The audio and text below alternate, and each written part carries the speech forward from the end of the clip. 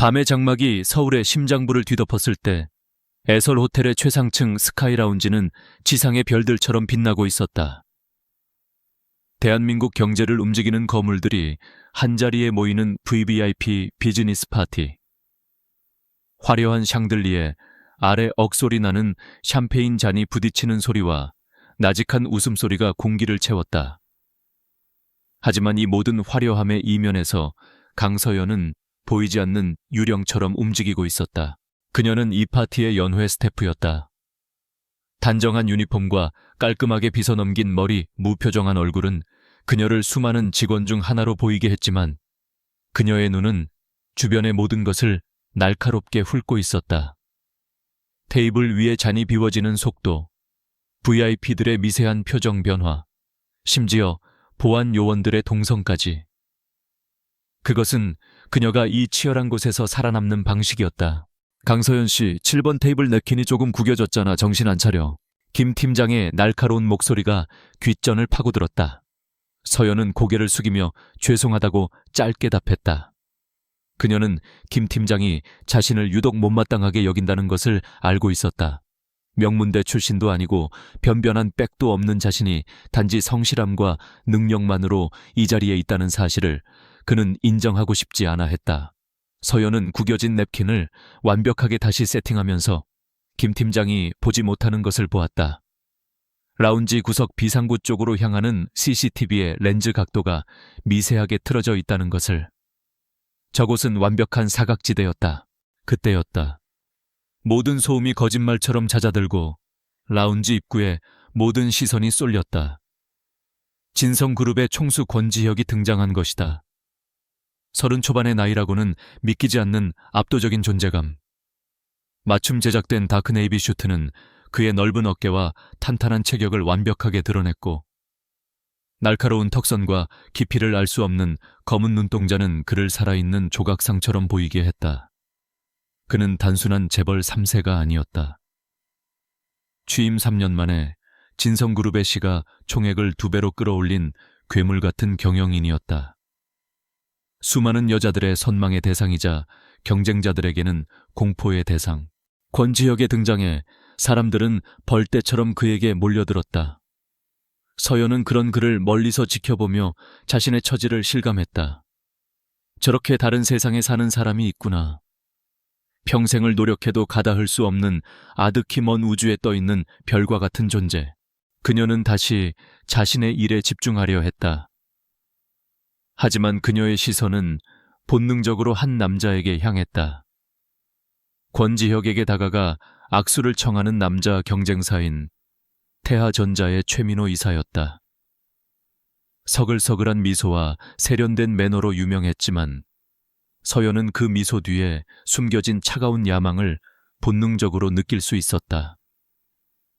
오늘 이 파티는 진성그룹이 주도하는 차세대 반도체 컨소시엄의 향방을 결정짓는 중요한 자리였고 태하전자는 그 컨소시엄에서 배제될 위기에 처해 있었다. 최민호는 권지혁과 몇 마디 대화를 나누다 자연스럽게 근처 바 테이블로 그를 이끌었다. 그는 바텐더에게서 샴페인 2잔을 받아 한 잔을 권지혁에게 건넸다. 모든 것이 자연스러워 보였다. 하지만 서연의 눈은 속일 수 없었다. 최민호가 샴페인 잔을 건네는 찰나 그의 소매에서 아주 작은 거의 보이지 않는 가루가 잔 안으로 떨어지는 것을. 서연의 심장이 쿵하고 내려앉았다. 잘못 본 것일까 하지만 최민호가 권지혁의 등을 가볍게 치며 웃는 순간 그의 눈에 스친 승리감과 교활한 빛을 본 서연은 확신했다. 저것은 단순한 실수가 아니다. 명백한 의도를 가진 행위였다. 그녀는 즉시 김 팀장에게 보고해야 한다고 생각했다. 하지만 머릿속은 복잡하게 얽혔다. 증거가 없었다. 섣불리 말했다가는 허위사실 유포로 자신이 쫓겨날 것이 뻔했다. 김 팀장은 자신을 보호해주기는커녕 이 기회에 자신을 내칠 것이다. 호텔 측은 어떻게든 사건을 덮으려 할 것이고 진성그룹과 태하전자의 싸움에 일가의 직원이 끼어들 자리는 없었다. 그녀가 망설이는 사이 권지혁은 최민호가 건넨 샴페인을 한 모금 마셨다. 그리고 몇 분 지나지 않아 그의 표정에 미세한 변화가 생겼다. 그의 눈빛이 순간 흐려졌고 이마에 식은땀이 맺혔다. 그는 가볍게 휘청이며 최민호에게 양해를 구하고 화장실 방향으로 걸어갔다. 최민호는 만족스러운 미소를 지으며 다른 사람들과 대화를 이어갔다. 서연의 온몸에 소름이 돋았다. 저 약은 보통 물건이 아니다. 저렇게 빠르고 강하게 효과가 나타나다니. 그녀는 본능적으로 권지혁의 뒤를 쫓았다. 그는 화장실로 가지 않았다. 비틀거리는 걸음으로 복도를 지나 아무도 없는 VVIP 대기실로 들어갔다. 서연은 심호흡을 하고 조심스럽게 대기실 문을 열었다. 안에는 최고급 가죽 소파에 위태롭게 쓰러져 있는 권지혁이 있었다. 그의 넥타이는 비뚤어져 있었고 셔츠 단추는 두억에 풀려 있었다. 그의 얼굴은 창백하게 질려 있었지만 동시에 기이할 정도로 붉은 기운이 돌았다. 그는 거친 숨을 몰아쉬며 고통스럽게 신음하고 있었다. 괜찮으세요? 서연이 조심스럽게 물었다. 권지혁은 힘겹게 고개를 들어 그녀를 보았다. 그의 눈은 초점을 잃고 흐릿했다. 그는 무언가 말하려 했지만 혀가 굳은 듯 제대로 된 소리를 내지 못했다. 그의 입에서 간신히 흘러나온 한마디였다. 그 순간 서연은 결심을 굳혔다. 지금 보안팀을 부르면 혹은 김 팀장에게 보고하면 이 남자는 완벽하게 추락할 것이다. 진성그룹 총수 파티에서 약에 취해 인사불성. 내일 아침 모든 신문의 헤드라인을 장식할 끔찍한 스캔들. 그의 인생뿐만 아니라 진성그룹 전체가 흔들릴 것이다. 그리고 그를 이렇게 만든 최민호는 뒤에서 웃고 있겠지. 정의감이었을까? 아니면 한 인간에 대한 연민이었을까? 서연은 자신도 모르는 힘에 이끌려 행동했다. 일어나실 수 있겠어요, 제가 도와드릴게요. 그녀는 권지혁의 팔을 자신의 어깨에 두르고 그를 부축했다. 성인 남자의 무게는 상상 이상이었지만 그녀는 이를 악물고 버텼다. 그녀의 머릿속은 CCTV의 사각지대와 직원 전용 비상 통로의 지도를 빠르게 그리고 있었다. 그녀는 이 호텔의 모든 구조를 손금 보듯 훤히 꿰고 있었다. 그것이 그녀가 가진 유일한 무기였다. 서연은 아무도 눈치채지 못하게 유령처럼 권지혁을 데리고 VVIP 라운지를 빠져나왔다. 그녀가 향한 곳은 호텔 뒤편에 있는 낡은 직원 숙소 건물이었다. 화려한 호텔 본관과는 비교도 되지 않는 좁고 허름한 공간. 그녀는 자신의 방문을 열고 조심스럽게 그를 침대 위로 눕혔다. 방은 작고 단출했다. 작은 책상과 옷장, 그리고 낡은 싱글 침대가 전부였다. 그녀의 소박한 삶이 고스란히 드러나는 공간에 수천만 원짜리 명품 슈트를 입은 남자가 누워있는 모습은 지독하게 비현실적이었다. 권지혁의 상태는 점점 더 나빠지고 있었다. 그의 몸은 불덩이처럼 뜨거웠지만 정작 그는 추운 듯 온몸을 사시나무처럼 떨고 있었다. 식은땀이 비오듯 흘렀고 그의 입술은 파랗게 변해가고 있었다. 서연은 의학 지식이 없었지만 이것이 단순한 약이 아니라는 것을 직감했다. 환각이나 흥분제가 아니라 신체의 기능을 마비시키는 종류의 위험한 약물. 예전에 응급처치 교육에서 들었던 내용이 섬광처럼 머리를 스쳤다. 급격한 천변화를 유발하여 심장마비를 일으키는 신종 마약. 해독제도 없을 뿐더러 유일한 응급처치는 급격히 떨어지는 심부천을 정상으로 유지시켜주는 것뿐이라고. 병원을 부를 수는 없었다. 병원에 도착하는 순간 모든 것이 끝장이다. 지금 그를 살릴 수 있는 방법은 단 하나뿐이었다. 서연은 떨리는 손으로 자신의 유니폼 단추를 풀었다. 수치심과 공포가 온몸을 덮쳤다. 하지만 침대 위에서 죽어가고 있는 남자의 고통스러운 신음을 듣는 순간 그녀의 망설임은 사라졌다. 이것은 남녀의 문제가 아니다. 사람의 목숨이 걸린 일이다. 그녀는 낯선 남자의 옆에 누워 차갑게 식어가는 그의 몸을 자신의 온기로 감쌌다. 24년을 지켜온 그녀가 가진 가장 소중하고 순결한 것을 내어주면서 그녀는 단 하나만을 간절히 기도했다. 제발 이 남자가 무사하기를, 이 끔찍한 밤이 무사히 지나가기를. 시간이 얼마나 흘렀을까? 남자의 거친 호흡이 조금씩 잦아들고 불규칙하던 심장 박동이 서서히 안정을 되찾아갈 무렵 서연은 지쳐 잠이 들었다. 그녀의 꿈에는 화려한 샹들리에도 비싼 샴페인도 없었다. 그저 어둡고 차가운 복도를 홀로 걸어가는 자신의 모습만이 끝없이 이어졌다.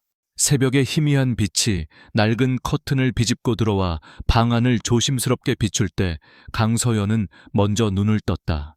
온몸이 쑤시고 아팠다. 마치 덤프트럭에 치인 듯한 통증이었다. 그녀는 천천히 몸을 일으켰다. 옆에는 대한민국에서 가장 강력한 남자 중 한 명인 권지혁이 곤히 잠들어 있었다. 어젯밤의 광기와 공포는 사라지고 이제 그의 얼굴에는 평온함만이 감돌았다. 고르게 쉬는 숨소리 미동도 없는 긴 속눈썹. 통제와 권위의 상징이었던 남자의 무방비한 모습은 낯설고 기묘했다. 서연은 그의 이마에 손을 가져가 보았다. 다행히 지독했던 열은 완전히 내린 상태였다. 그의 몸은 정상적인 온기를 되찾았다. 안도감과 함께 지독한 현타가 밀려왔다. 내가 무슨 짓을 한 거지? 그녀는 자신의 몸을 내려다보았다. 여기저기 남은 희미한 흔적들과 온몸을 감싸는 통증이 지난밤의 일이 꿈이 아니었음을 증명했다. 후회는 없었다. 사람을 살리기 위한 어쩔 수 없는 선택이었으니까. 하지만 마음 한구석이 시커멓게 타들어가는 것은 어쩔 수 없었다. 그녀는 이 비밀을 평생 무덤까지 가져가야 할 것이다. 그녀는 더 이상 지체할 시간이 없었다. 곧 교대 근무 시간이 시작되고 이 남자가 깨어나기 전에 이곳을 떠나야 했다. 만약 그가 깨어나 자신을 본다면 상황은 걷잡을 수 없이 복잡해질 것이다. 그는 자신을 어떻게 생각할까? 은인으로 여길까? 아니면 약에 취한 자신을 덮친 기회주의자로 여길까? 상상만으로도 끔찍했다. 서연은 소리 없이 침대에서 빠져나와 바닥에 흩어진 옷을 주워 입었다. 그녀는 떠나기 전 마지막으로 침대에 누워있는 남자를 바라보았다. 어둠 속에서 고통받던 모습이 아닌 평온하게 잠든 그의 얼굴을 보니 어쩐지 마음이 놓였다. 그녀는 작은 테이블 위에 놓여있던 생수 한 병과 숙취 해소제를 그의 머리맡에 조용히 놓아두었다. 최소한의 배려 혹은 속죄였다. 그리고는 미련 없이 방문을 열고 어둠 속으로 사라졌다. 급하게 서두르는 바람에 밤새 머리를 고정하고 있던 낡은 나무 머리핀 하나가 침대 밑으로 떨어졌다는 사실은 까맣게 알지 못한 채였다. 권지혁이 눈을 떴을 때는 이미 해가 중천에 떠 있었다. 지끈거리는 두통과 함께 낯선 천장이 눈에 들어왔다. 이곳은 자신의 펜트하우스 스위트룸이 아니었다. 몸을 일으키자마자 밀려오는 극심한 근육통과 어지럼증에 그는 인상을 찌푸렸다. 기억이 파편처럼 떠올랐다. 파티 최민호의 위선적인 얼굴, 그가 건네던 샴페인 잔, 그리고 몸을 가누지 못할 정도로 덮쳐오던 뜨거운 열기와 형이증. 그 이후의 기억은 안개처럼 흐릿했다. 누군가 자신을 부축했다. 그리고 따뜻했다. 자신을 감싸던 부드럽고 따뜻한 온기, 비누 향기 같기도 하고 햇볕에 잘 마른 섬유 냄새 같기도 한 맑은 향기. 그는 주위를 둘러보았다. 좁고 낡은 방, 그의 펜트하우스 화장실보다도 작은 공간이었다. 벽지는 누렇게 발해 있었고 가구라고는 삐걱거리는 작은 침대와 책상 옷장이 전부였다. 이곳은 명백히 여자의 방이었다. 책상 위에 놓인 작은 화분과 낡은 곰 인형이 그것을 말해주고 있었다. 그는 자신이 입고 있는 구겨진 셔츠와 바지를 내려다보았다. 그리고 머리맡에 놓인 생수와 숙취 해소제를 발견했다. 그 순간 모든 조각이 맞춰졌다. 누군가 약에 취한 자신을 이곳으로 데려와 밤새 간호해준 것이다. 만약 그녀가 아니었다면 자신은 어떻게 되었을까? VIP 대기실에서 인사불성인 채로 발견되었을 것이다. 언론에 대서특필되고 진성그룹의 주가는 폭락했을 것이다. 최민호의 계략은 완벽하게 성공했을 것이다. 차가운 분노가 머리끝까지 치밀어 올랐다. 감히 자신을 상대로 이런 짓을 벌이다니. 하지만 그 분노보다 더 큰 감정이 그의 마음을 채웠다. 자신을 구해준 미지의 여자에 대한 강렬한 궁금증과 설명할 수 없는 고마움. 그녀는 누구일까? 왜 아무것도 남기지 않고 사라졌을까? 그는 즉시 휴대폰을 꺼내 한 사람에게 전화를 걸었다. 진성그룹의 그림자이자 그의 가장 충직한 수족 한상일 실장이었다. 나다. 수화기 너머로 한 실장의 긴장한 목소리가 들려왔다. 회장님 밤새 연락이 안 되셔서 걱정했습니다. 어디십니까? 내 위치는 중요하지 않아. 지금부터 내가 하는 말을 토시 하나 틀리지 말고 실행해. 권지혁의 목소리는 얼음장처럼 차가웠다. 첫째, 어젯밤 애설 호텔 파티의 모든 CCTV 영상을 확보해 특히 VIP 라운지 복도와 모든 비상구 직원 전용 통로까지. 단 호텔 보안팀이나 경찰에는 절대 알려서는 안 돼. 우리 사람들을 시켜서 조용히 진행해. 알겠습니다. 둘째, 최민호 이사를 감시해. 그의 모든 통화 내역 계좌, 최근 만난 인물들까지 샅샅이 뒤져. 그가 어젯밤 사용한 약물이 무엇인지도 알아내. 하지만 절대 그가 눈치채게 해서는 안 된다. 네, 회장님. 그리고 마지막 세 번째. 권지혁은 잠시 말을 멈추고 숨을 골랐다. 어젯밤 나를 구해준 여자를 찾아 애설 호텔의 모든 여성 직원을 대상으로 탐문해. 하지만 절대 소란 피우지 마. 그 여자가 누구인지 나 말고는 아무도 알아서는 안 돼. 그는 흐릿한 기억 속에 남은 단서들을 떠올렸다. 크지 않은 키, 단정한 유니폼, 그리고 자신을 감싸던 그 맑은 향기. 그것이 전부였다. 한편 강서연은 지옥 같은 하루를 보내고 있었다. 밤새 한숨도 못 잔 탓에 머리는 깨질 듯 아팠고 온몸은 납덩이처럼 무거웠다. 간신히 출근 시간을 맞춰 사무실에 도착했지만 김 팀장의 불호령이 그녀를 기다리고 있었다. 강서연 씨, 지금이 몇 시야 10분이나 지각했잖아. 어젯밤에 무슨 짓이라도 하고 다닌 거야. 서연은 죄송하다는 말과 함께 고개를 숙였다. 어젯밤 무슨 짓을 했냐는 그의 비아냥이 심장을 찔렀다. 그녀는 아무 말 없이 자신의 자리로 돌아와 쏟아지는 업무를 처리하기 시작했다. 화려했던 파티의 흔적은 온데간데 없고 차가운 현실만이 그녀를 짓눌렀다. 병원에 계신 어머니의 수술비 동생의 학자금 매달 꼬박꼬박 빠져나가는 월세. 그녀의 어깨를 짓누르는 삶의 무게는 조금도 가벼워지지 않았다. 그녀는 애써 어젯밤의 일을 잊으려 했다.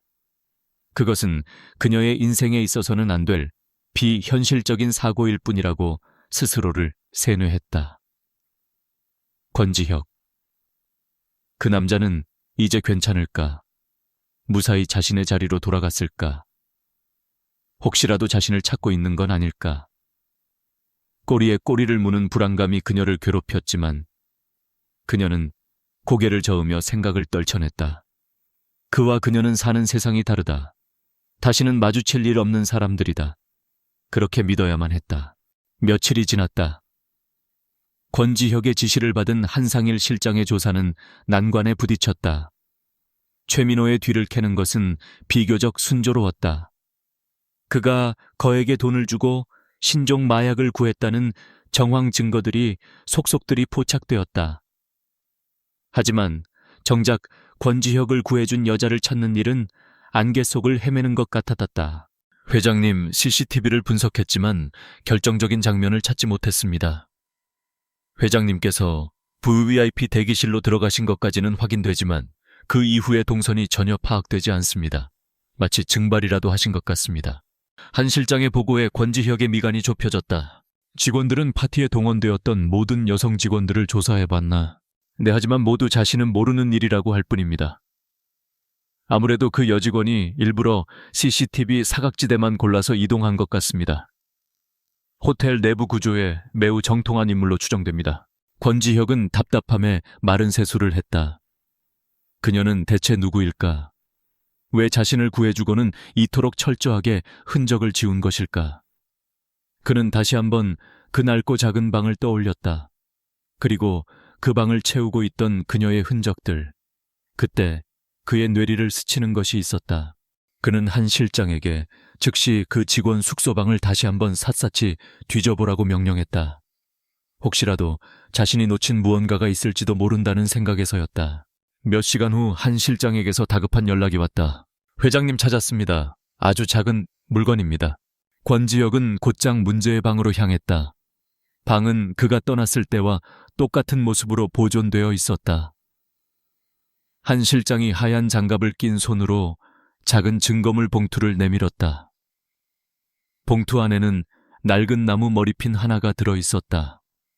화려한 보석 하나 박혀있지 않은 소박하고 단순한 디자인. 하지만 나무의 결을 따라 섬세하게 조각된 작은 목련꽃 모양은 평범한 기성품이 아님을 말해주고 있었다. 권지혁은 머리핀을 받아들었다. 차갑고 딱딱한 나무의 감촉 위로 그날 밤 자신을 감싸던 그녀의 온기와 맑은 향기가 어렴풋이 되살아나는 듯했다. 드디어 그녀에게 다가갈 수 있는 첫 번째 실마리를 찾았다. 그는 머리핀을 강하게 움켜쥐었다. 그의 검은 눈동자가 집요하고 뜨거운 빛으로 타올랐다. 반드시 찾아내고 말겠다. 당신이 누구든 어디에 있든 낡은 목련 머리핀은 거대한 진성그룹의 정보력을 총동원하게 만드는 기폭제가 되었다. 권지혁의 지시는 간결하고 명확했다. 이 머리핀의 주인을 찾아. 한상길 실장과 그의 정예팀은 곧바로 움직였다. 그들은 먼저 대한민국 내 모든 수공예 공방과 액세서리 디자이너들의 데이터베이스를 샅샅이 뒤졌다. 머리핀의 디자인은 단순했지만 전문가의 감정 결과 특정 장인이 사용하는 독특한 조각 기법이 사용되었다는 소견이 나왔다. 수많은 데이터를 대조하고 분석한 지 이틀째 마침내 한 줄기 빛이 보였다. 서울 변두리 재개발 지역에 위치한 거의 잊혀진 작은 목공예 공방. 은은한 향기라는 이름의 그곳이었다. 한 실장은 직접 공방을 찾아갔다. 먼지가 뽀얗게 쌓인 가게 안에서 백발이 성성한 노인이 홀로 목재를 다듬고 있었다. 한 실장은 정중하게 머리핀 사진을 내밀었다. 노인은 돋보기 안경 너머로 사진을 한참 들여다보더니 희미하게 웃으며 입을 열었다. 아, 이거 기억나고 말고. 아주 오래전에 어떤 아가씨가 어머니 유품이라며 낡은 목련 브로치를 가져와서 머리핀으로 만들어달라고 했었지. 어머니를 쏙 빼닮은 아주 착하고 반듯한 아가씨였어. 한 실장의 심장이 뛰었다. 혹시 그 아가씨의 이름이나 연락처를 기억하십니까? 노인은 고개를 저었다. 이름까진 기억 못하지. 워낙 오래전 일이라. 하지만 그는 잠시 무언가를 생각하더니 먼지 쌓인 장부 하나를 꺼내왔다. 주문 제작 기록은 남아있을 게야. 장부를 넘기던 노인의 손가락이 한 곳에서 멈췄다. 거기에는 강서연이라는 이름과 함께 애설 호텔 직원 숙소의 주소가 적혀 있었다. 모든 조각이 완벽하게 맞춰졌다. 한상일 실장은 호텔 인사팀에서 강서연의 신상 정보를 확인하고 즉시 권지혁에게 보고했다. 24. 고아로 자라 병든 노모를 홀로 부양하고 있으며 대학을 중퇴하고 생활전선에 뛰어들었다. 호텔 내 평판은 성실하지만 존재감이 없고 특별한 인맥 없이 묵묵히 제 할 일만 하는 직원. 그리고 현재 상당한 금액의 사채빚에 시달리고 있다는 사실까지. 권지혁은 보고서를 읽으며 복잡한 감정에 휩싸였다. 자신을 구해준 여자가 이토록 힘겹게 살아가고 있었다니. 돈 때문에 자신에게 접근한 것이라고 의심했던 순간에 자신이 부끄러워졌다. 그녀는 그저 선의로 한 인간으로서 위험에 처한 다른 인간을 구했을 뿐이다. 그리고 그 대가로 아무것도 바라지 않고 자신의 고단한 일상으로 돌아갔다. 한편 최민호는 초조함에 입술을 깨물고 있었다. 그의 예상대로라면 지금쯤 권지혁은 약물 스캔들로 만신창이가 되어 경영 일선에서 물러나야 했다. 하지만 권지혁은 아무 일 없었다는 듯 멀쩡하게 회사에 출근했고 오히려 진성그룹은 태아전자를 향한 압박의 수위를 더욱 높이고 있었다. 계획이 실패했다. 그것도 아주 처참하게. 그는 권지혁이 조용히 자신을 조사하고 있다는 것을 직감했다. 뭔가 잘못되었다. 그날 밤 누군가 권지혁을 도왔다. 그는 자신의 인맥을 총동원해 애설 호텔 내부를 쑤시기 시작했다. 그의 타겟은 강서연의 직속 상관인 김 팀장이었다. 약간의 돈과 승진 약속에 김 팀장은 뱀처럼 교활한 혀를 날름거렸다. 초회 이사님, 사실 그날 이후로 강서연이라는 직원의 행동이 좀 이상했습니다. 평소보다 더 말이 없고 가끔 넋을 놓고 있더군요. 혹시 모르겠습니다. 워낙 돈이 급한 애라. 김 팀장의 말은 최민우에게 확신을 심어주었다. 강서연, 들어본 적 없는 이름이었다. 그는 그녀의 사진과 신상 정보를 보고 비웃음을 흘렸다. 고작 이런 보잘것없는 여직원 하나 때문에 자신의 완벽한 계획이 틀어졌단 말인가 분노와 모멸감이 치밀었다. 그는 그녀를 그냥 둘 수 없었다. 그녀는 자신의 실패를 증명하는 살아있는 증거였다. 권지혁은 강서연을 만날 방법을 고심했다. 회사로 불러들이거나 비서를 통해 약속을 잡는 것은 그녀에게 불필요한 압박감과 오해를 줄 수 있었다. 그는 보다 자연스러운 만남을 원했다. 그는 그녀의 퇴근 시간을 파악하고 그녀가 가끔 들르는 호텔 근처의 작은 카페에서 기다리기로 했다. 며칠 후 서연은 고된 하루 일과를 마치고 지친 몸을 이끌어 카페로 들어섰다. 따뜻한 라떼 한 잔으로 스스로를 위로하는 것이 그녀의 유일한 사치였다. 그녀가 창가 자리에 앉아 주문한 커피를 기다리고 있을 때 한 남자의 그림자가 그녀의 테이블 위로 드리워졌다. 잠시 앉아도 되겠습니까? 나직하고 깊은 목소리. 서연은 무심코 고개를 들었다가 숨을 멈췄다. 권지혁이었다. 신문과 뉴스에서만 보던 며칠 전 밤 자신의 작은 방에 누워있던 바로 그 남자. 그는 완벽한 슈트 차림으로 그날 밤과는 비교도 안 될 위압감을 풍기며 그녀 앞에 서 있었다. 서연의 머릿속이 하얗게 비어버렸다. 왜 어떻게 나를 그녀가 아무 말도 못하고 굳어있자 그는 조용히 맞은편 의자에 앉았다. 그리고는 재킷 안주머니에서 무언가를 꺼내 테이블 위에 올려놓았다. 낡은 목련 머리핀이었다. 그것을 보는 순간 서연의 얼굴에서 핏기가 가셨다. 그녀의 동공과 불안하게 흔들렸다. 애써 감춰왔던 그날 밤의 기억이 쓰나미처럼 덮쳐왔다. 이거 당신 것 맞습니까? 권지혁이 차분하게 물었다. 그의 눈은 그녀의 모든 반응을 꿰뚫어 보는 듯 깊고 날카로웠다. 서연은 본능적으로 고개를 저었다. 아닌데요. 저는 모르는 물건입니다. 목소리가 프레다틀스키 떨려 나왔다. 그녀는 시선을 피하며 커피잔만 내려다보았다. 여기서 인정하는 순간 모든 것이 끝장이다. 그녀의 평범한 삶은 산산조각 날 것이다. 잃어버린 줄 알았는데 제가 착각했나 봅니다. 그녀는 애써 침착한 척하며 둘러댔다. 권지혁은 그녀를 잠시 말없이 바라보았다. 그녀의 거짓말은 너무나 서툴렀다. 공포에 질린 눈 파르르 떨리는 입술 식은땀이 밴 하얀 손. 그는 그녀가 왜 거짓말을 하는지 알 수 있었다. 두려운 것이다. 자신이라는 존재가, 그리고 자신이 상징하는 이 거대한 세계가. 그는 더 이상 그녀를 몰아붙이지 않았다. 대신 화제를 돌렸다. 애설 호텔에서 일한다고 들었습니다. 힘든 점은 없습니까? 아니요, 괜찮습니다. 서연은 기계적으로 대답했다. 그의 모든 질문이 자신을 시험하는 것처럼 느껴졌다.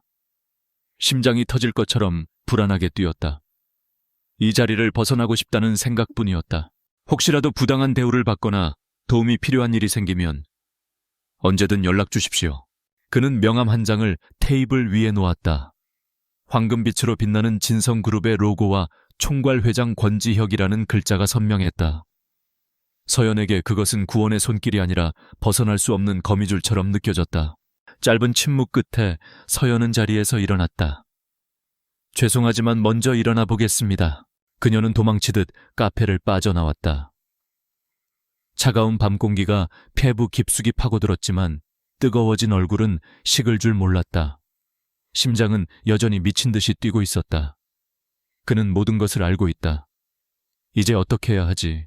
그녀는 무거운 발걸음으로 집으로 향했다. 인적이 드문 골목길에 들어섰을 때였다.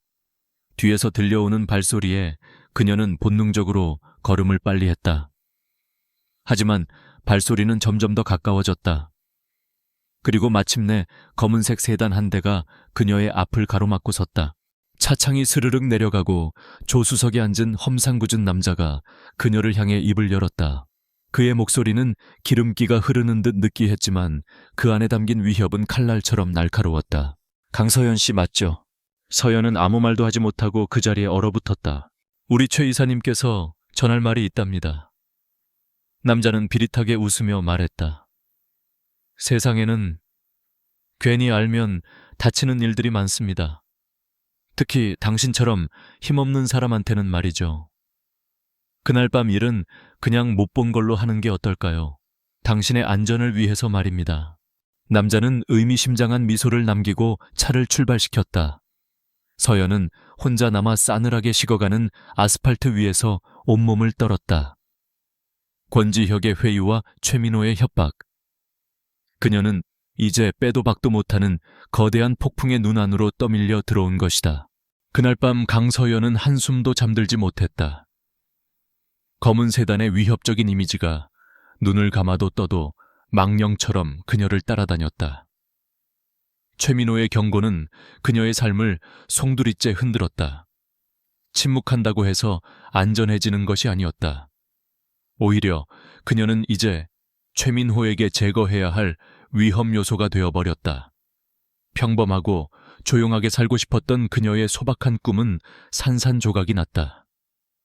공포가 뼛속까지 스며들었지만 그 공포의 밑바닥에서부터 아주 작고 뜨거운 무언가가 피어오르기 시작했다. 그것은 분노였다. 다음 날 아침 평소와 다름없이 출근 준비를 하던 서연의 휴대폰이 울렸다. 모르는 번호였다. 받지 않으려 했지만 끈질기게 울리는 벨소리에 결국 통화 버튼을 눌렀다. 강서연 씨 접니다. 권지혁. 그의 목소리를 듣는 순간 서연의 심장이 쿵 내려앉았다. 오늘 잠시 시간을 내주실 수 있겠습니까? 당신의 안전과 관련된 아주 중요한 이야기입니다. 그의 목소리는 정중했지만 거절할 수 없는 단호함이 묻어 있었다. 서연은 잠시 망설였다.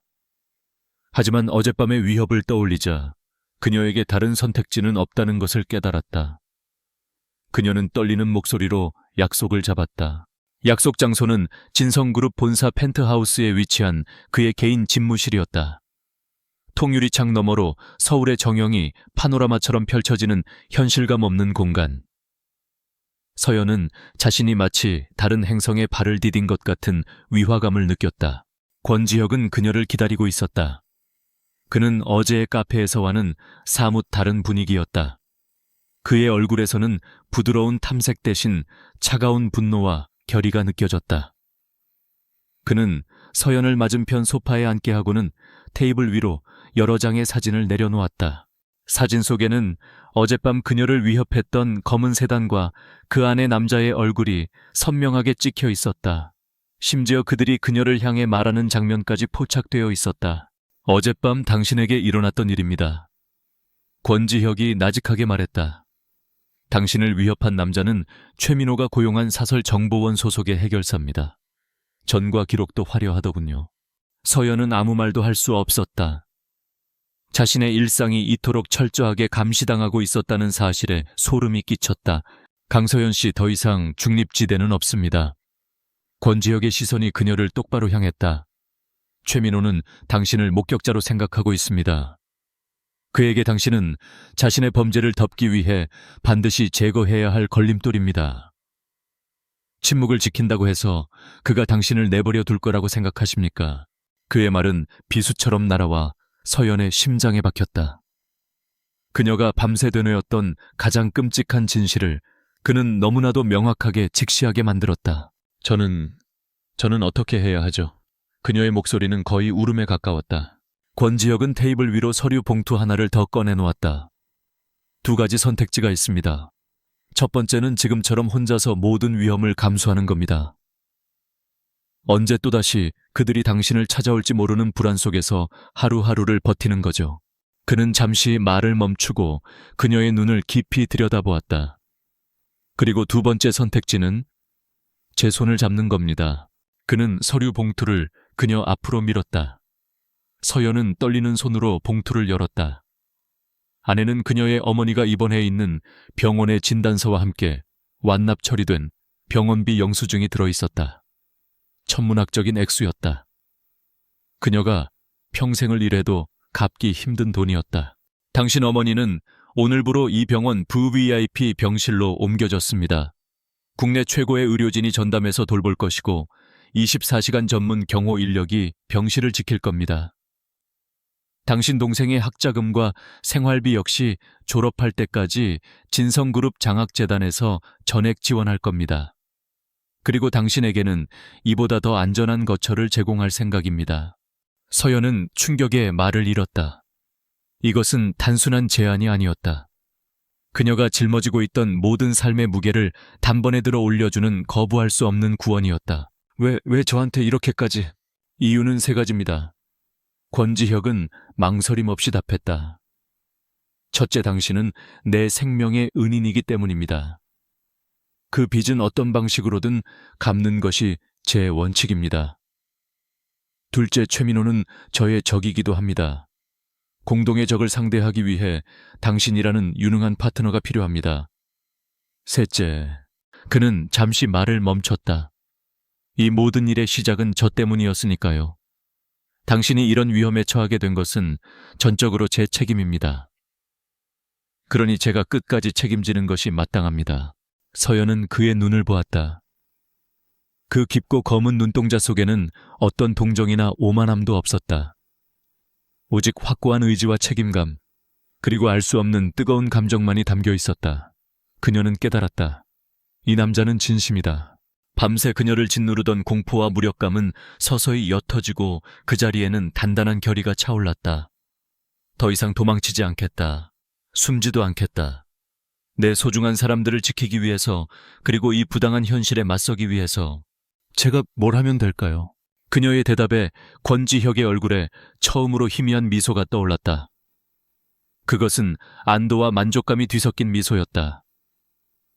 불문율의 동맹이 공식적으로 체결되는 순간이었다. 그때부터 상황은 일사천리로 진행되었다. 서연은 그날부로 호텔에 장기 휴직계를 냈고 권지혁이 마련해준 안전가옥으로 거처를 옮겼다. 한편 한상일 실장은 최민호에 대한 모든 정보를 그녀 앞에 펼쳐놓았다. 수십 개의 법인 등기부등본, 복잡하게 얽힌 자금 흐름도, 그리고 그동안 수집된 그의 비리 정황 자료들. 최민호는 호텔 법인카드를 개인적인 용도로 유용하고 유령 회사를 통해 비자금을 조성한 혐의가 짙습니다. 하지만 자금 세탁 방식이 워낙 교묘해서 명확한 증거를 잡지 못하고 있습니다. 한 실장의 설명에 서연은 말없이 서류들을 검토하기 시작했다. 처음에는 그저 압도적인 정보량에 어지러웠지만 그녀는 곧 자신만의 방식으로 자료를 분석하기 시작했다. 그녀의 시선이 한 곳에 머물렀다. 호텔 연회비 결제 내역서였다. 다른 전문가들이라면 무심코 지나쳤을 아주 사소한 부분이었다. 이상하네요. 서연이 입을 열었다. 매주 금요일마다 VIP 전략회의 명목으로 최고급 와인과 식자재가 대량으로 청구되어 있어요. 하지만 제가 알기로 금요일 저녁에는 VIP 라운지에서 정기적으로 열리는 공식적인 회의가 없습니다. 오히려 가장 한산한 시간대죠. 한 실장과 그의 팀원들의 눈이 휘둥그레졌다. 그들은 기업의 재무제표와 법률적 허점은 분석할 수 있었지만 호텔 내부의 실제 운영 방식에 대해서는 문외한이었다. 서연은 계속해서 말했다. 그리고 이 식자재 목록을 보세요. 일반적인 회의나 식사용이라고 보기에는 특정 품목의 양이 지나치게 많습니다. 이건 마치 외부의 특정 레스토랑에 납품하기 위한 목록처럼 보여요. 아마도 최민호 이사가 호텔의 구매 시스템을 이용해서 자기가 뒤를 봐주는 업장의 물품을 빼돌리고 그 대금을 호텔에 청구하는 방식으로 비자금을 조성했을 가능성이 커요. 그녀의 추리는 날카롭고 논리정연했다. 권지혁의 전문 분석팀조차 놓쳤던 부분을 그녀는 현장에서의 경험과 예리한 관찰력만으로 단번에 꿰뚫어 본 것이다. 권지혁은 회의실 뒤편에서 팔짱을 낀 채 조용히 이 모든 것을 지켜보고 있었다. 그는 다시 한번 놀라움을 금치 못했다. 그녀는 그저 보호받아야 할 연약한 피해자가 아니었다. 누구보다 뛰어난 통찰력과 분석력을 가진 이 싸움의 판도를 바꿀 수 있는 핵심적인 인물이었다. 그는 그녀에게서 새로운 가능성을 보았다. 생명의 은인을 넘어 신뢰할 수 있는 파트너로서의 가능성을. 서연 역시 권지혁에게서 새로운 면모를 발견하고 있었다. 그저 모든 것을 돈과 힘으로 해결하려는 오만한 재벌이 아니라 정의를 위해 자신의 모든 것을 걸고 싸우는 신념 있는 남자. 그에 대한 두려움은 점차 신뢰로 바뀌어가고 있었다. 그들의 시선이 허공에서 마주쳤다. 더 이상 그들 사이에는 보이지 않는 계급의 벽이 존재하지 않았다. 오직 공동의 목표를 향해 나아가는 동지애와 서로를 향한 미묘한 존중과 신뢰만이 감돌았다. 거대한 악을 무너뜨리기 위한 세상에서 가장 어울리지 않는 두 사람의 위험한 동맹이 본격적으로 시작되고 있었다. 강서연의 날카로운 지적은 최민호를 잡기 위한 작전의 방향을 완전히 바꾸어 놓았다. 막연한 의심의 안개 속에서 헤매던 팀은 이제 명확한 목표 지점을 향해 전속력으로 달릴 수 있게 되었다. 최민호의 약점은 호텔 구매 시스템이었고 그의 가장 큰 무기는 자신의 범죄를 감춰주는 교묘한 서류 작업이었다.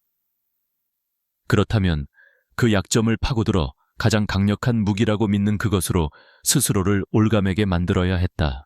권지혁의 펜트하우스 집무실은 거대한 작전 상황실로 변했다. 한쪽 벽면 전체에는 최민호의 자금 흐름과 연관된 인물 관계도가 거미줄처럼 펼쳐져 있었고 테이블 위에는 각종 서류와 데이터 분석 자료들이 산더미처럼 쌓여 있었다. 그의 약점은 탐욕과 오만입니다. 작전 회의에서 서연이 조용히 입을 열었다. 모두의 시선이 그녀에게로 쏠렸다. 며칠 사이 그녀는 더 이상 주눅든 호텔 직원이 아니었다. 그녀의 눈빛은 자신감으로 차 있었고 목소리에는 논리적인 힘이 실려 있었다. 그는 자신이 호텔 시스템을 완벽하게 장악하고 있다고 믿을 겁니다. 작은 규모의 횡령은 이미 여러 번 성공해서 무감각해졌을 거고요. 그를 무너뜨리려면 그가 절대 거부할 수 없는 아주 거대한 미끼를 던져야 합니다. 거대한 미끼라.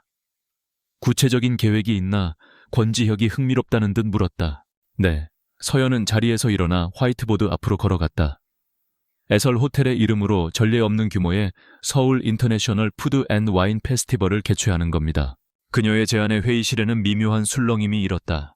유럽의 유명 투자사를 파트너로 끌어들이고 전 세계 미슐랭 스타 셰프들을 초빙하는 거죠. 언론에 대대적으로 홍보해서 대한민국 상류층 전체의 이목을 집중시키는 겁니다. 이 정도 규모의 행사라면 식자재와 와인 구매에만 수십억 원의 예산이 책정될 겁니다. 그녀는 말을 이어갔다. 최민호는 이 기회를 절대 놓치지 않을 겁니다.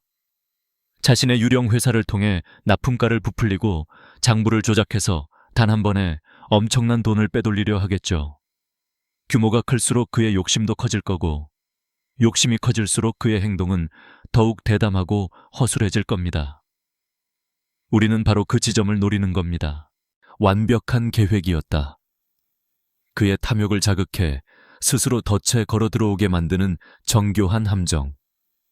회의에 참석한 진성그룹의 최고 엘리트들은 자신들이 생각지도 못한 현장의 허점을 꿰뚫는 그녀의 전략에 감탄을 금치 못했다. 권지혁의 입가에 짙은 미소가 번졌다. 좋아, 바로 실행하지. 그 순간부터 권지혁의 막강한 자본과 정보력이 거대한 덫을 만들기 위해 움직이기 시작했다.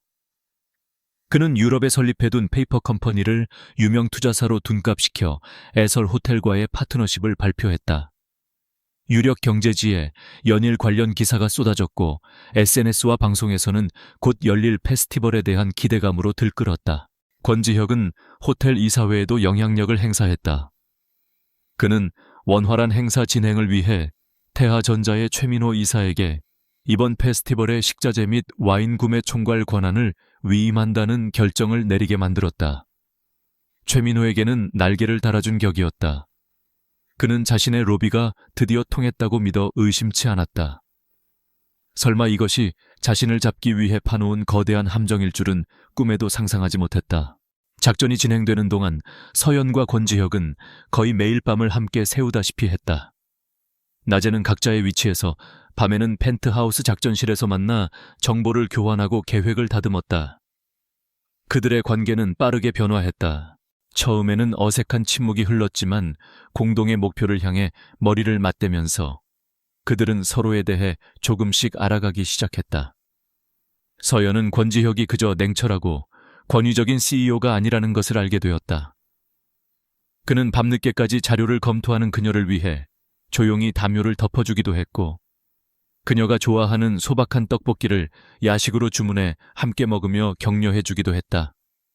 그는 그녀의 의견을 단 한 번도 무시하지 않았고 언제나 진지하게 경청하며 존중을 표했다. 권지혁 또한 서연의 새로운 모습을 계속해서 발견했다. 그녀는 연약해 보이는 외모와 달리 강철 같은 의지와 놀라운 집중력을 가지고 있었다. 수만 개의 데이터 속에서 핵심을 꿰뚫어 보는 통찰력, 그리고 어떤 위기 상황에서도 침착함을 잃지 않는 대담함. 그는 자신이 지금껏 만나왔던 어떤 화려한 배경의 여자들에게서도 발견하지 못했던 진정한 아름다움을 그녀에게서 보았다. 그것은 시련을 통해 스스로를 단련시킨 사람만이 가질 수 있는 내면의 빛이었다. 어느 늦은 밤 잠시 휴식을 취하던 중 권지혁이 불쑥 물었다. 왜 그렇게까지 나를 도왔던 겁니까? 그날 밤 그냥 모른 척할 수도 있었을 텐데. 서연은 창밖의 야경을 바라보며 잠시 생각에 잠겼다가 나직하게 대답했다. 어릴 때 아버지가 부당한 사고로 돌아가시는 걸 본 적이 있어요. 힘이 없다는 이유로 진실을 외면당하는 사람들을 보면서 다시는 그런 불의를 보고 못 본 척하지 않겠다고 다짐했거든요. 회장님을 도운 건 아마 그 다짐 때문이었을 겁니다. 그리고 그녀는 말을 멈추고 그를 돌아보았다. 그때 회장님은 그냥 도움이 필요한 한 사람이었어요. 그녀의 담담한 고백에 권지혁은 가슴 한구석이 묵직해지는 것을 느꼈다. 그녀는 자신의 부나 지위를 보고 구한 것이 아니었다. 그저 한 인간으로서 위험에 처한 다른 인간에게 손을 내밀었을 뿐이다. 그 순수한 선의가 자신을 구원했다는 사실이 새삼스럽게 그를 감동시켰다. 페스티벌 날짜가 다가올수록 긴장감은 최고조에 달했다. 최민호는 예상대로 미끼를 덥석 물었다. 그는 자신이 관리하는 유령 회사들을 총동원해 납품 단가를 터무니없이 부풀리고 존재하지도 않는 품목들을 장부에 끼워 넣었다. 수십억 원의 자금이 그의 해외 비밀 계좌로 흘러 들어가는 것이 실시간으로 포착되었다. 권지혁의 팀은 이 모든 거래 내역과 증거들을 차곡차곡 쌓아 올렸다. 마침내 페스티벌 전날 밤이 되었다. 모든 준비는 끝났다. 내일이면 최민호는 자신의 화려한 성공을 자축하기 위해 행사장에 나타날 것이다. 그리고 그곳은 그의 제국이 무너져 내리는 처형대가 될 것이었다. 작전실에는 무거운 침묵이 흘렀다. 서연과 권지혁은 나란히 서서 창밖의 도시를 내려다보았다. 수많은 불빛들이 별처럼 반짝이고 있었다. 내일이면 모든 게 끝나겠군요. 서연이 조용히 말했다. 아니, 권지혁이 그녀의 말을 정정했다. 모든 것이 새로 시작될 겁니다. 그는 서연을 향해 돌아섰다. 그의 눈빛은 그 어느 때보다 진지하고 깊었다. 이 일이 끝나면 당신에게 정식으로 하고 싶은 말이 있습니다. 그러니 내일 무슨 일이 있어도 내 곁에 있어 주십시오. 그것은 명령도 부탁도 아닌 약속에 가까운 말이었다. 서연은 그의 눈을 피하지 않고 조용히 고개를 끄덕였다. 그녀의 심장이 불안과 기대로 미세하게 떨리고 있었다.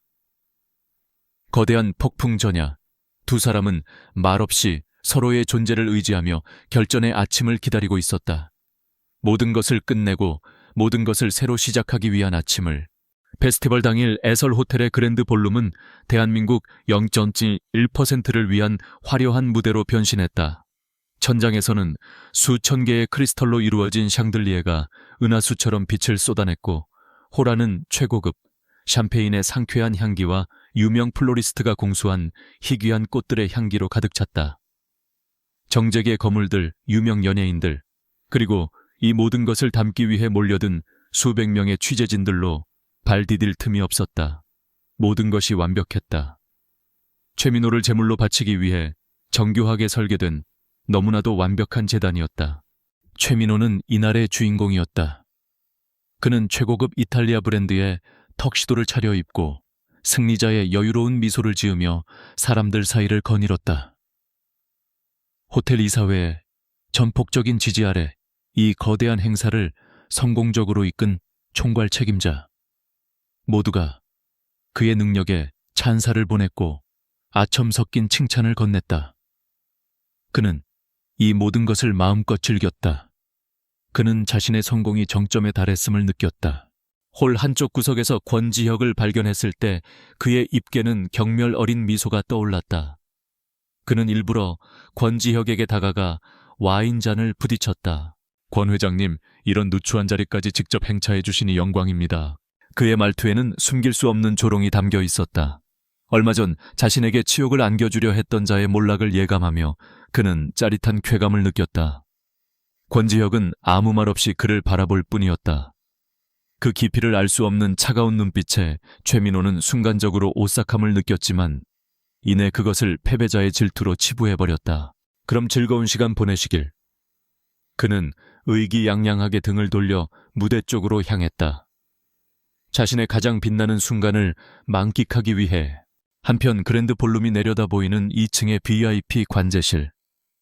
강서연은 수십 개의 모니터를 통해 홀 안의 모든 상황을 지켜보고 있었다. 그녀의 옆에는 권지혁과 한상일 실장이 굳은 표정으로 서 있었다. 서연의 손에는 땀이 흥건했다. 이 길고 긴 싸움이 드디어 막을 내리려는 순간이었다.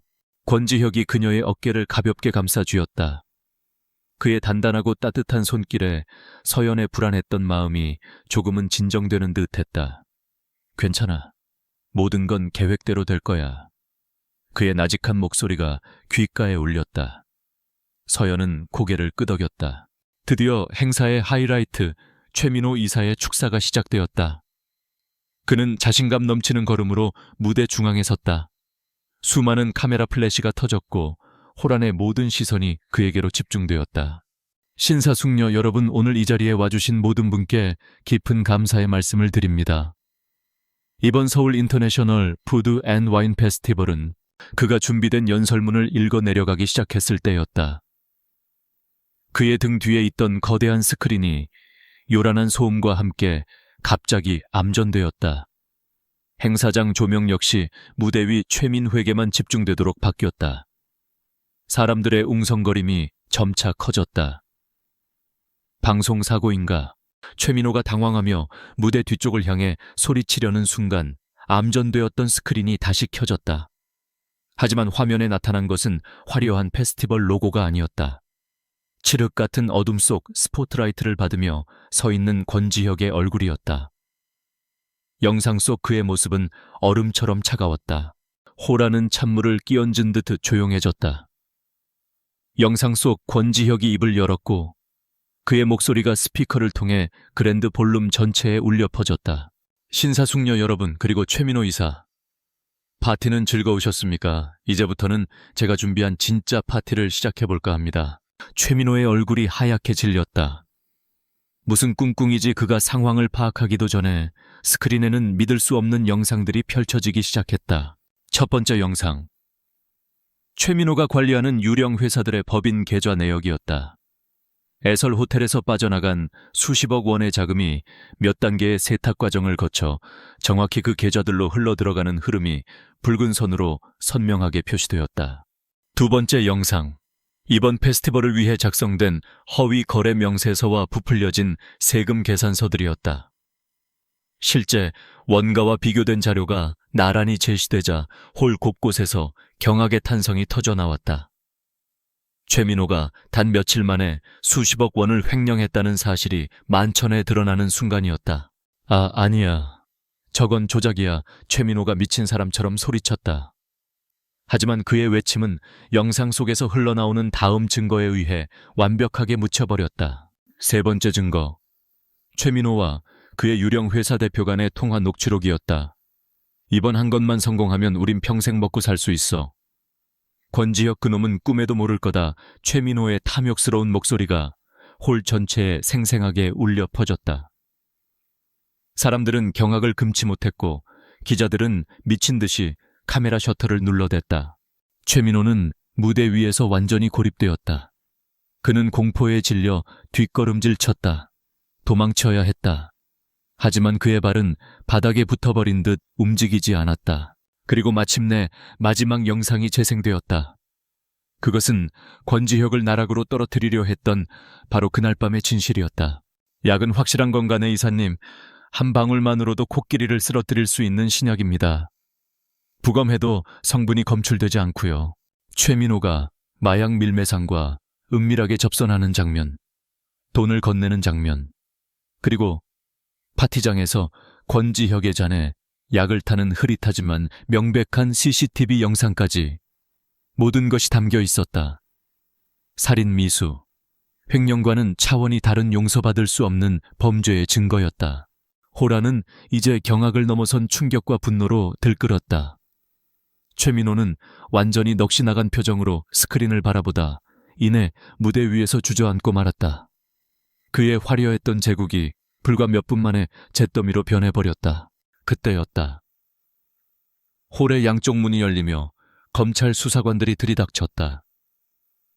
그들은 성큼성큼 무대 위로 올라가 망연자실해 있는 최민호에게 차가운 목소리로 말했다.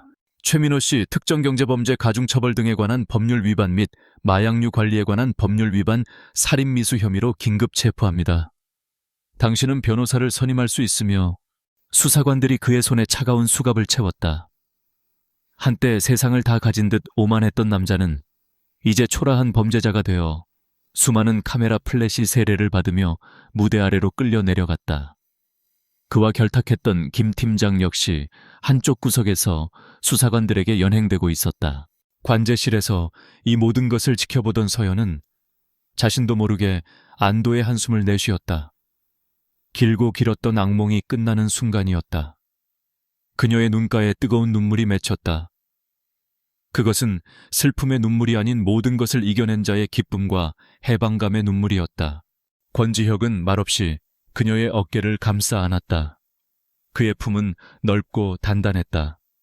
서연은 그의 가슴에 얼굴을 묻고 조용히 울었다. 고마워요. 정말 고마워요. 아니, 내가 더 고맙습니다. 권지혁이 그녀의 머리를 부드럽게 쓰다듬으며 말했다. 당신이 없었다면 불가능했을 겁니다.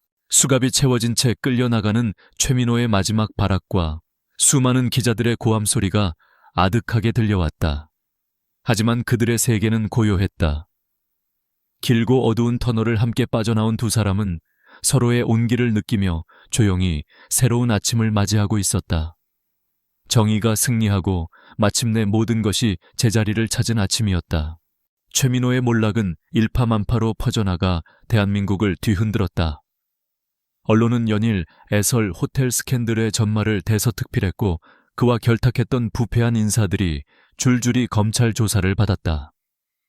세상은 최민호라는 거대한 악의 축이 무너지는 것을 통쾌하게 지켜보았지만 그 이면에서 모든 것을 계획하고 실행한 두 사람의 이야기는 수면 아래에 조용히 잠겨 있었다. 세상의 소란스러움과 무관하게 강서연과 권지혁에게는 새로운 시간이 흐르기 시작했다.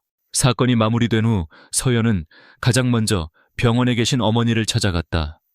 VVIP 병실의 쾌적한 환경 속에서 국내 최고의 의료진의 보살핌을 받으며 몰라보게 좋아진 어머니의 모습을 본 서연은 끝내 눈물을 터뜨렸다. 어머니는 아무것도 묻지 않고 그저 딸의 등을 말없이 토닥여 주었다. 고단했던 딸의 삶에 드디어 따스한 햇살이 비치기 시작했음을 어머니는 그저 직감으로 알 수 있었다. 며칠 뒤 권지혁은 서연을 자신의 집무실로 불렀다. 더 이상 작전 상황실이 아닌 본래의 위엄과 품격을 되찾은 공간이었다.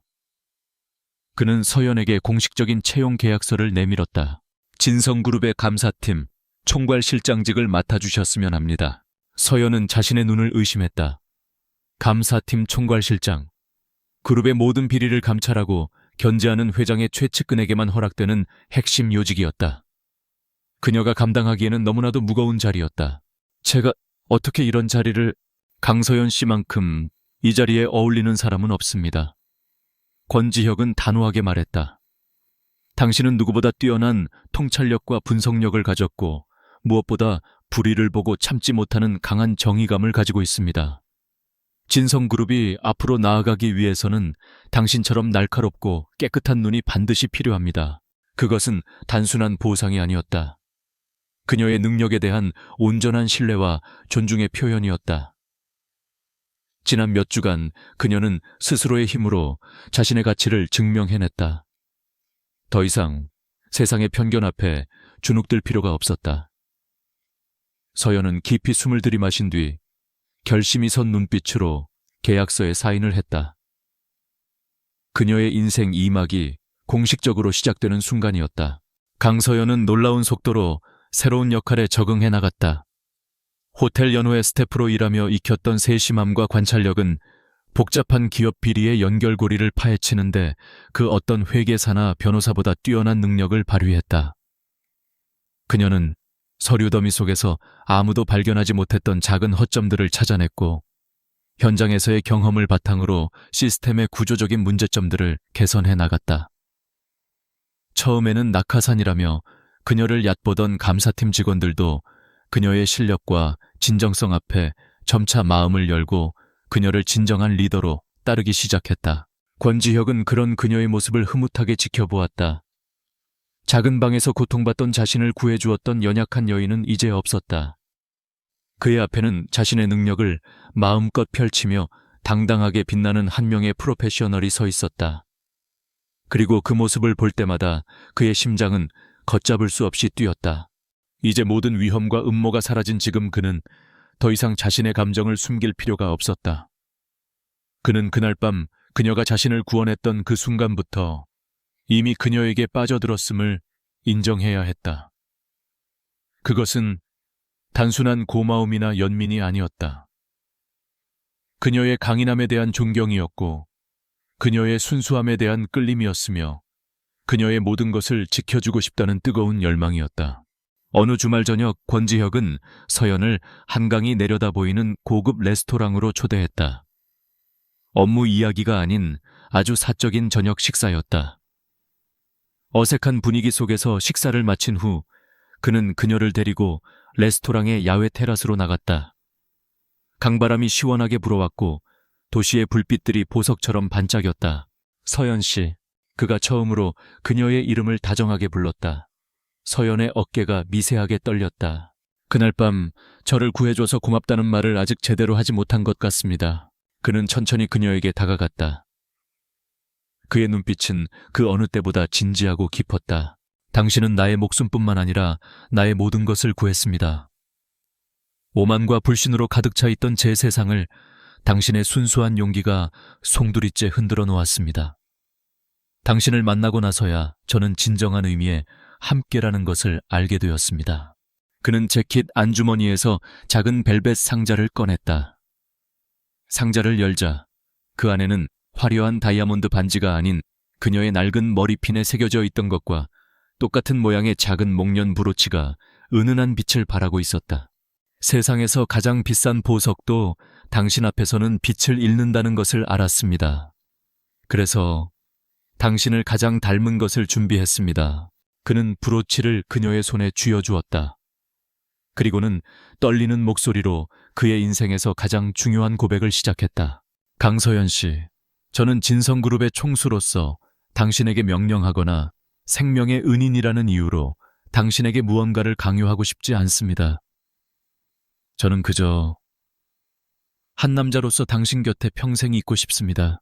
그의 진심 어린 고백에 서연의 눈에는 눈물이 고였다. 그녀는 지난 시간들을 떠올렸다. 암흑 같던 현실 속에서 홀로 버텨야 했던 수많은 밤들. 그리고 폭풍처럼 그녀의 삶에 나타나 그녀를 더 높은 세상으로 이끌어준 이 남자. 그는 그녀에게 단순한 신데렐라의 왕자님이 아니었다. 그녀 안에 잠재되어 있던 능력을 알아봐주고 그녀가 스스로의 힘으로 일어설 수 있도록 묵묵히 지지해주고 함께 싸워준 유일한 동반자였다. 서연은 조용히 웃으며 대답했다. 회장님이 아니라 권지혁 씨라면 저도 그러고 싶어요. 그 대답을 듣는 순간 권지혁은 세상을 다 가진 듯한 기쁨에 휩싸였다. 그는 조심스럽게 그녀를 품에 안았다. 두 사람의 그림자가 아름다운 서울의 야경 위로 길게 포개졌다. 그들의 사랑은 세상이 말하는 동화 같은 신데렐라 이야기가 아니었다. 각자의 상처와 결핍을 가진 두 사람이 서로를 구원하고 서로를 통해 성장하며 마침내 완전한 하나가 되어가는 과정이었다. 그들은 서로에게 기댄 것이 아니라 나란히 서서 같은 곳을 바라보며 함께 걸어갈 것이었다. 때로는 비바람이 불고 예상치 못한 시련이 닥쳐올지도 모른다. 하지만 이제 그들은 혼자가 아니었다. 세상에서 가장 든든한 자신의 편이 곁에 있다는 것을 알기에 그들은 더 이상 두렵지 않았다. 차가운 밤 공기 속 서로의 온기를 나누며 그들은 조용히 새로운 시작을 약속했다. 제투성이 아가씨가 약에 취한 남자를 구하며 시작되었던 기묘한 인연은 이제 서로의 삶을 구원한 가장 눈부신 사랑이 되어 영원히 빛날 것이었다.